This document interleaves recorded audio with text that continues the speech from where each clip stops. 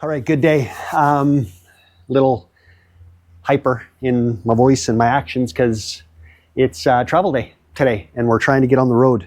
Lots has happened this last week. As you saw, I ordered the wrong parts for my TJ. Got that all solved.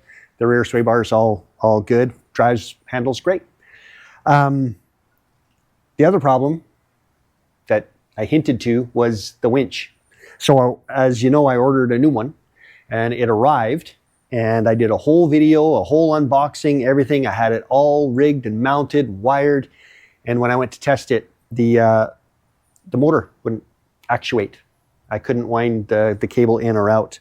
Double checked everything. Whatever the issue was, it was no good. So I immediately got on the phone.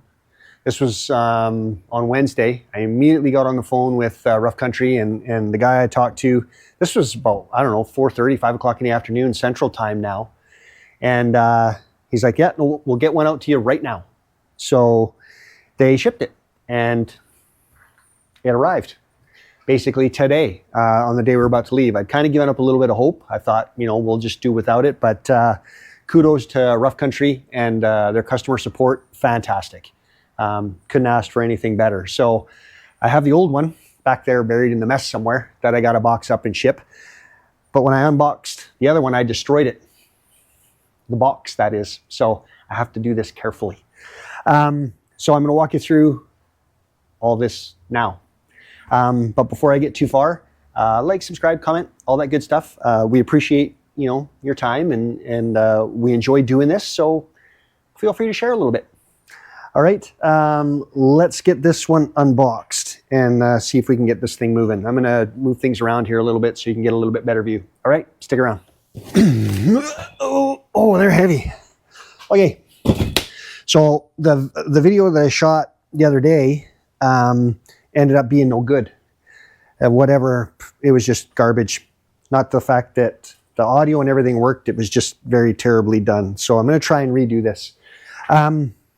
For those that are up north joining us, there's some things here in the US that we get to have that you guys, or that we can't have. And that is single blade, single action knives. Super sharp and super great. Okay, so a couple things that I've learned, obviously in doing this the second time now, is we got to mount the winch to the plate first and hook up the wiring, because the ground wire attaches underneath here. And if you put it on the plate and mount it to the Jeep, it's going to be very hard to get to that connector. So we're going to do this real professional, like, or not. So the trick is I got to get to these bolts first. So what has to happen is this fits right on this, like so. And then in here, with all this hardware, there should be 4 square bolts, or 4 square nuts. Okay, these square nuts are specifically designed for this because they fit into the feet so that you can thread up from underneath. They're really kind of cool. It's a cable guide. I need my little magnet. This worked really good before. So just to get these in while it's on the plate so I'm not fighting, I can use my little handy dandy magnet. Oh, that's cool. Slide that in there. Ah! Had it. The tricky part is getting it. I did. I moved it back so I could have room. No, you did it. This is why I hate rushing around. There we go.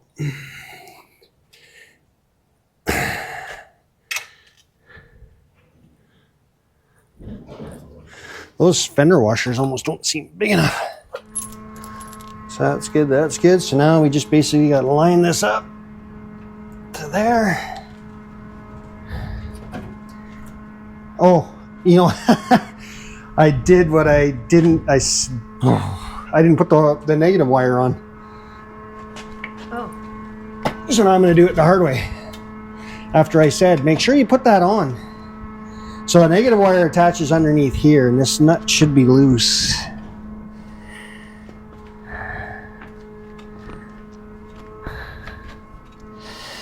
You're not gonna be able to see anything, it's pretty black down in there. So this is the negative wire that comes with it. So now the idea is try and put this right on there. Oh, got it. This is why it's easier to do it. I bet you I could have dismounted this thing and put it all back together in the time it took to do that. Okay, let me grab a wrench. Okay, done. All right. Now we can put this up. Okay, so I got everything all on now. I am going to put the hooks back on, but the hooks that come with the Jeep are really thick and the bolts just aren't long enough. So I'm going to just do this for now to get us by this weekend, and then I'll see if I can either A, order longer bolts, or B, get a different hook. But got to remember the hooks need to be rated for, you know, kind of the weight. So Harbor Freight sells some hooks, but I don't know what they're rated for. So the hooks that we have are not good enough? Well, they're perfect, but they're too thick.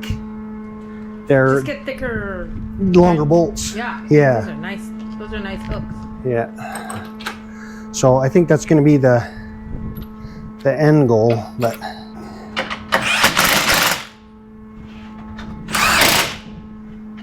okay. So now we got the winch all mounted. Everything should be nice and strong. So the only thing left now is to get the hook on and get it wired in. So I need to pop the hood. Yeah, so it comes with a little, it's kind of like a polyurethane.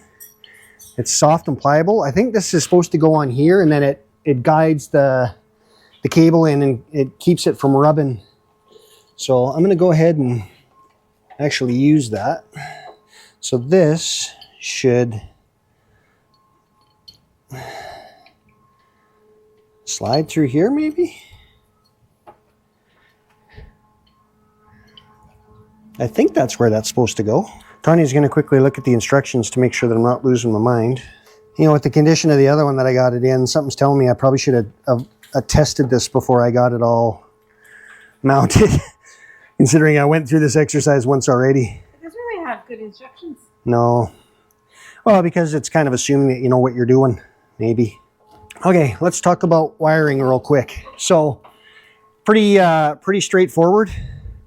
The red comes marked positive, and then the black is obviously marked negative. So, these ones, you'll notice that there's no inline fuse, or it doesn't come with an inline fuse at all. And if you talk to a lot of the winch manufacturers like Warren and a lot of the higher end ones, they say you absolutely don't need it. There is a solenoid in here that actuates, but the issue becomes it's like a belt and suspenders type scenario. And what I mean by that is, yeah, sure, it's got some safety measures, but you always try to put the fuse as close to the battery as you possibly can. A fuse is not there to protect the equipment. The fuse is there to protect the wire. So this one, you know, it's like a 400 kilowatt rated, so like a 500 amp fuse would be good, but the wire would likely melt pretty good before that fuse would blow. So long story short, I probably will put one in just for a peace of mind, but for today, we're not going to do that. And it's completely up to you if you want to put one in or not. I mean, let me know if you are one of those people who do or don't, and kind of what your story is. I'd be interested to hear it. I've tried to read a bunch of information, but it's kind of like a cold air intake. People are really passionate about it, either one way or the other. Okay, so this guy, well, I love ratcheting wrenches. They're kind of my go-to more than sockets now. So that's that. Now the moment of truth. So positive to positive, negative to negative. I got the negative tied in. double check all these, make sure they're tight. They do a really good job kind of insulating this. They got all these fancy boots over everything. I think I will get a wireless remote for this eventually. There we go. Hold on. Oh, that's fancy.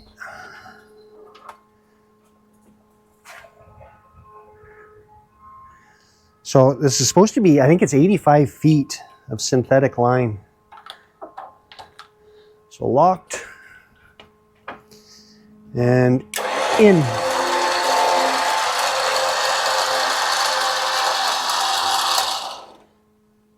So always make sure when you're winding these in to put a little tension on them, because otherwise the rope will get loose and spin on itself. And don't wind it in so far where you get your hand caught. Yeah, I think that's going to be just fine for now. Make sure it's locked. Put the cap on it. Now, where's that fancy dust cover we bought? All right, so I'm going to apologize now because this video is just going to be janky. But like I said, we're in a bit of a kind of a hurry. So crude, the rough country plate and the rough country winch, it was a relatively inexpensive combo. I think it was all in, it was less than $500, right, Tone? Yeah. Yeah, so, you know, $500 US. I bought it all off of Amazon, and it's just a direct bolt onto the factory bumper. It comes with like grade 8 hardware, like I said. And then eventually, you know, I'll put some tow hooks on here, and I think it's going to be just fine for what we need. So I appreciate you all. Again, like, subscribe, comment, all that good stuff.